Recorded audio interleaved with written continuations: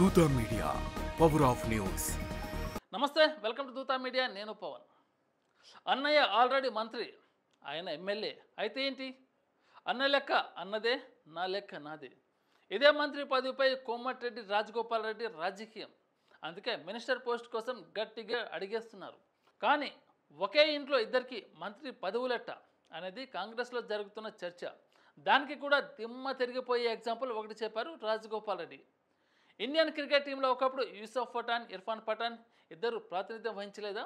వాళ్ళకు లేనిది ఒక ఇంట్లో ఇద్దరికి మంత్రి పదవులు ఇస్తే తప్ప అని కాస్త లాజిక్గానే అడుగుతున్నారు.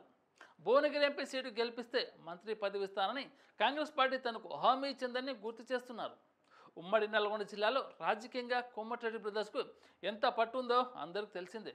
వాళ్ళు ఫోకస్ పెడితే ఉమ్మడి జిల్లాలోని అన్ని అసెంబ్లీ సీట్లను గెలిపించగలిగే సత్తా కోమటిరెడ్డి బ్రదర్స్కు ఉందని చెబుతుంటారు. వాళ్ళ స్టామినా ఏమిటి తెలుసు కాబట్టి కాంగ్రెస్ పార్టీ కోమటిరెడ్డి వెంకటరెడ్డికి ముందే మంత్రి పదవి కట్టబెట్టింది.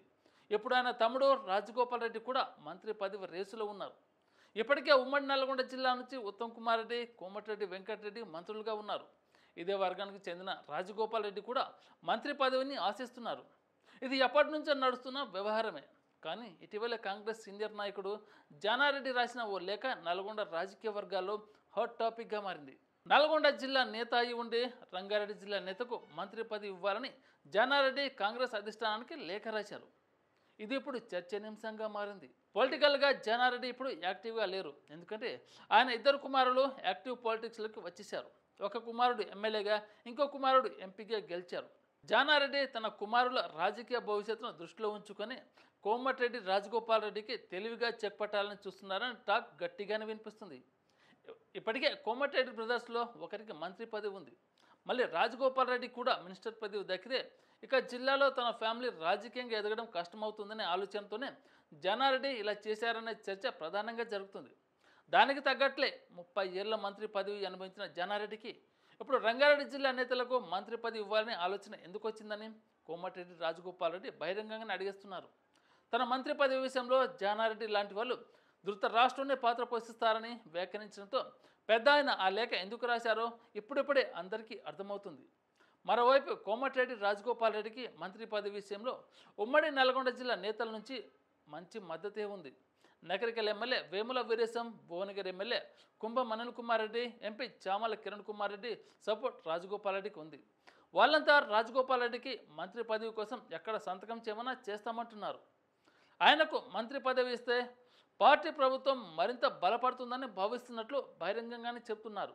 కానీ ఇప్పటికే ఈ విషయంలో జానారెడ్డి తన రాజకీయ చాణక్యం ప్రదర్శించేశారు. నల్గొండ జిల్లా నేతగా ఉండి కూడా రంగారెడ్డి జిల్లా నాయకుడికి ఓ మంత్రి పదవి ఇవ్వాలని పార్టీ అధిష్టానానికి లేఖ రాసి పొలిటికల్ హీట్ పెంచేశారు. ఇది జరిగిన తర్వాత పార్టీలో సీనియర్ నాయకుడిగా జానారెడ్డి అన్ని జిల్లాల నేతలకు న్యాయం జరగాలని లేఖ రాశారని అంతా అనుకున్నారు. కానీ ఆయన లెటర్ ఎందుకు రాశారో అర్థమవుతుండడంతో కోమటిరెడ్డి రాజగోపాల్ రెడ్డి క్యాబినెట్ బెర్త్కు జానారెడ్డి ఒక్క లేఖతో చెక్ పెట్టాలని చూస్తున్నారన్న చర్చ కొనసాగుతూనే ఉంది.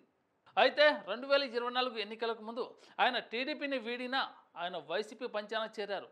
ఇందుకు ప్రధాన కారణంగా పార్టీలో బీటెక్ రవికి పెరిగిన ప్రాధాన్యత అని ఆయన సన్నిహితులు చెబుతున్నారు. సుదీర్ఘకాలం టీడీపీలో కీలకంగా ఉన్న సతీష్ రెడ్డిని జగన్ విశ్వసిస్తారా లేదన్నది వేచి చూడాల్సిన అవసరం ఎంతైనా ఉంది. ఇలాంటి లేటెస్ట్ అప్డేట్ కోసం దూతా మీడియాని సబ్స్క్రైబ్ చేసుకొని ఆదరించండి. Thank you. For more updates please subscribe Dootha media.